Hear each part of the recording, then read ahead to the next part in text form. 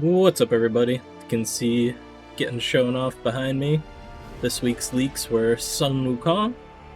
In typical day late dollar short fashion, I'm a little behind getting this out, but we got a sweet peek at some of his design process and his kit. So we're going to get into that. Just one quick message first.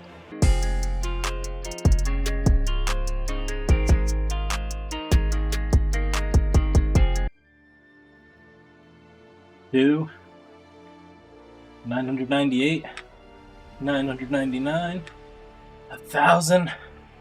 Oh, hey, didn't see you there. Just caught me doing a little bit of a warm-up there, light warm-up. Am I getting ready for? Well, I joined up on the Fateless side quest, and we're supporting the charity Safe in Our World, which focuses on mental health in gaming. But why let me talk about it? I'll let the man himself talk about it. Let's start with the biggie then. Let's talk about mental health. Fateless have got an October challenge called the Fateless Side Quest, and we'd love for everybody to get involved. We're basically working with a group called Race at Your Pace, and we're supporting a charity called Safe in Our World. They're specifically focusing on mental health in gaming, and we set ourselves a basically move more in October challenge. I'm in the mix. Also, we're often sat in front of a screen and we don't go out and touch grass a lot. So this is going to help us do that as well. But you can actually get involved. I'll put all the links down below. Basically, there's a £20 entry and you can choose whether or not you want to work towards a medal. You can choose how much you want to move in terms of your goals. And you can track your progress through a bunch of different apps on your phones and stuff like that. It can track any sort of sport. It can track just going out for walks. It can track, like dance. Anything you do, basically, it can track for you. So we've got this side quest here, which you can join the challenge. That will get you involved. Or you could literally just come in and make a donation if you don't really want to move a lot, but you really like the idea of supporting. That would be cool as well. Like Simon said, it's a great cause. Great reason to get moving for the month of October. So if you haven't already, you can jump in, sign up, or like you said, just donate. And as you can see, the group goal 5,000 miles, 12% complete. It is October 5th when I'm recording this, so we're a few days in. 42 people signed up, and I've contributed 3 miles. Haven't got the strong start that I've wanted, but I've actually been sick the past few days. Still a little sick, not sure if it's coming through my voice. So I haven't moved as much as I wanted, but we'll hopefully make that up the rest of the month. And just to show, there's different teams that you can jump into within the group. With ELT. And as a group, we've almost put in 33 miles. And again, I'm just 3 of those miles. And not to hold it up anymore, let's get into Sun Wukong. I don't have a whole lot to talk about for the mood board, but figured we'd start here since that's the start of the character design. You can see they have different representations of him through history and illustrations, and they even pull from Black Myth Wukong and from Raid Shadow Legends, just to see how he's already been interpreted and what influences they can take, or if they don't want to make it too similar, they know what to avoid. You can see different patterns that they can take for his armor and cloth. Different designs for his weapon. Different accessories that can be part of his armor, make it more ornamental. And just more views at different armor. And if I get out of the way for a second, you can see for proportions they want to use a mix of 2 of their models and some things they want to focus on and explore when visualizing them. I won't read the whole list, but interesting to see all the different things they want to focus on. Then they move on to more sketches of the full character design. Not too much to add here either, but really cool seeing the different models. You have this one with the things in the back, full armor, versus looks more like robes and open chests with a wild mustache. And then this one kind of has a mix of both with the robe looking pants and the armor up top. Some more awesome artwork. One cool thing I think it's worth calling out is once they kind of pick a design they want to go with and start sketching out that design. You can see all the markings and numbers. The art director Dane will actually run through it and give notes. I won't read through the whole list, but you can see all the different things they're looking at. Kind of showed this at the beginning of the video, but pretty awesome seeing the full character once they have them designed out in 3D. I kind of skipped this before the 3D model, but I think it's awesome to call out how the weapon, his staff, once it has lighting and effects, it's going to look real cool with this glowing around each end, if that is what they go with in the final design. And also they call it a fire-colored light emission that they want from the hair, eyes, shoulder, and chest. And I think that's going to look amazing once the character is fully polished.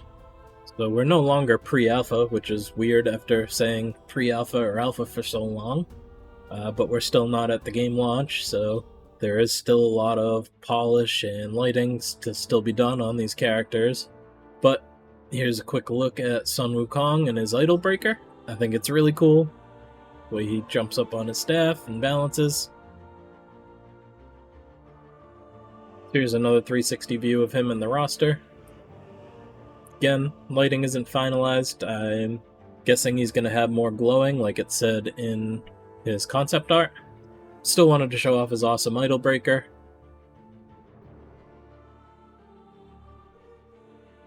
Also worth calling out while we see it, he is a Slayer, Cunning Affinity, and he's aligned with Chaos. Getting into his abilities, we have his basic. Attacks one enemy, 310% attack. Then increase this hero's divinity by 5%. If joining an attack, increase divinity by an additional 5%. Also mirror one random buff from the target.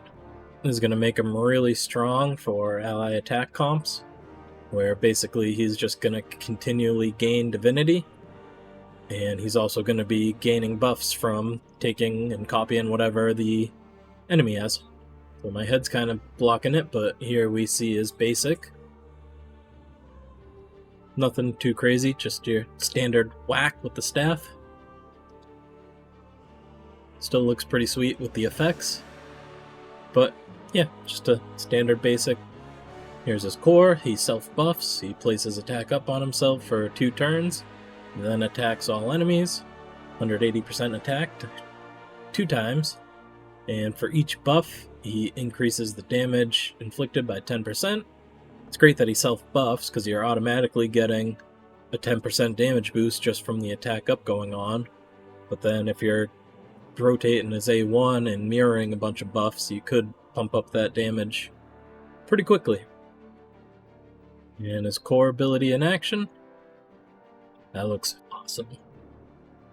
Now it's only attacking one enemy, but it is an AoE, so if there were multiple enemies there, we would get to see him hitting everybody. But yeah, the way he spins around is awesome.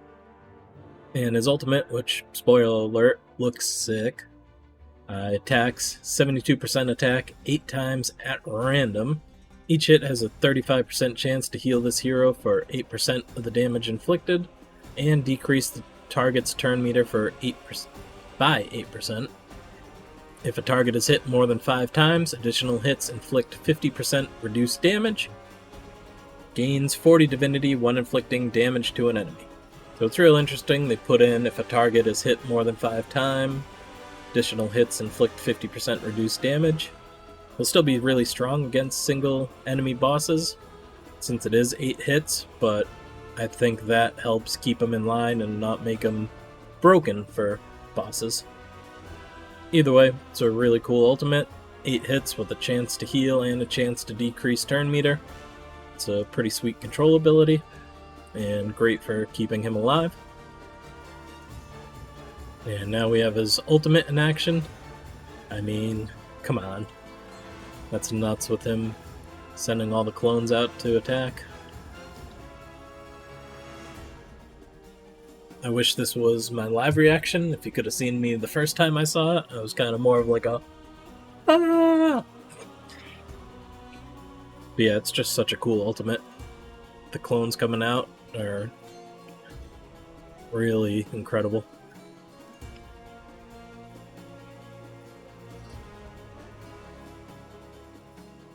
And you can see all the reduced turn meter popping up. You can see the healing going on. Awesome ability. And finally we have his passive. Place Immortal on this hero for 1 turn when receiving fatal damage for the first time. Also has 50% chance to join an ally's attack. Survivability is great because he is a Slayer. He's not tanky like a Brawler, and anything to help keep your damage dealers alive is great. And having a 50% chance to join an ally's attack is huge.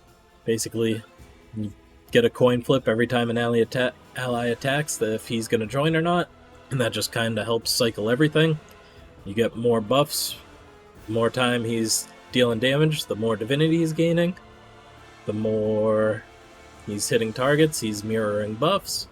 And the more buffs he mirrors, the core ability gets stronger. So it's a really cool kit, and it really plays off itself well.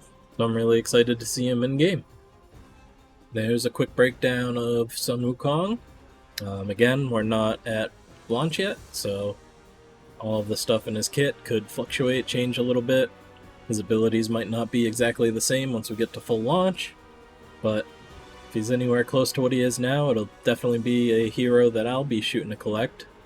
I didn't mention it earlier, but his speed lead is going to be huge. Anything to get the team moving and get his abilities rotating, going to be a huge help. Let me know your thoughts on this hero, and I'll also have the Fateless side quests, Race at Your Pace, linked down in the description. So don't forget to check that out too. That's all for this one. Have a good one.